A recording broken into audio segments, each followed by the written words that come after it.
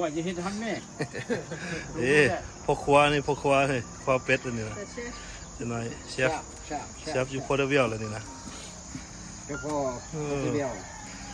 ก่อนไฮไฟมาเฮ็ดกินเองเด้อไฮไฟมาเฮ็ดกินเองเพิ่นบอกกันนะบอกมึงเฮ็ดกินเองโดดเอ้ยแกงเผ็ดมาเฮ็ดกินเที่ยวเว้ยอยู่ว่ะเอาโดดเอาเดี๋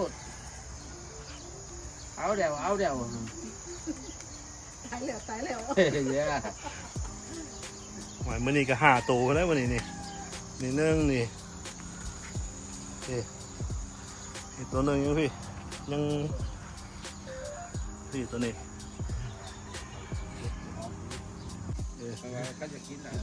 นักอันนี้นักขานี่นะนักขาหาชีวิตมื้อนี้อันนี้นักล้นอันนี้นะคักแล้วนี่พอครัว2คนนี่โอ้ยเฮ็ดคักแบบนี้สบายดีมีอยู่โพเดเวียลมื้อนี้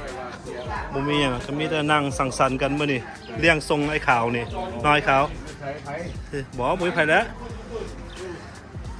กลับไปเฮ็ดเวียกแล้วนี่มันจอดรถอยู่นะมันเลี้ยงทรงอ้ายข่อยพี่มันเดไอ้จังกี้ข่อยสิไปเฮ็ดเวียกแล้วมันเดทราเวลไทม์มันเดสิหาเงินไปให้เมียอยู่เมืองลาวนี่ผู้ใดนะผู้ใดโสดผู้ใดโสดมาเด้อนี่เพิ่นว่าติดต่อให้แน่นี่ต้องการอยู่นี่เพิ่นว่าบ่มีเพื่อนอยู่ดอกโอเคนี่ทำงานไปให้เขานี่เพิ่นก็เตรียมม่วนกันอยู่พี่แจกวันนี้บุ้ยย่างก็ไม่ได้กินเป็ดวันนี้กินเป็ดเจ้าหน่อยเอาเป็ดขึ้นเลยกินลายเลย3 คนกินน้ำกันไปเสร็จเลยฮะโน่ห้องกินไปได้มันไกลเอาแอลกอฮอล์ร้ายได้เมื่อคืนกับมันไปเรื่องไปกินนั่งแอลกอฮอล์ได้เมื่อคืนเลยไปกินบ่มีเจ้าหน่อยเริ่มพกเกอร์เจ้าหน่อยเจ้าหน่อยไปแล้วเจ้าหน่อยเลิกไปกินเมื่อมึงอันนี้นักเต้นโพเดเวียลนี่นักเต้นโพเดเวียลแดนเซอร์โพเดเวียลแดนเซอร์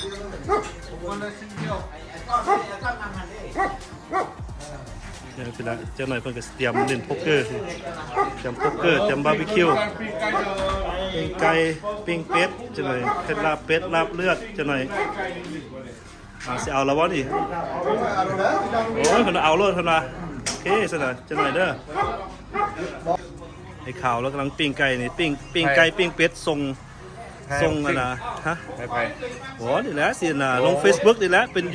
ลง YouTube บน Facebook นี่สิดังมื้อนี่แหละปิ้งไก่ก่อนอันนี้ปิ้งไก่ก่อนปิ้งไก่นับปงคนน่ะลำวงสารวันกันหน่อยคนนี้เอาของผู้เดียวนะ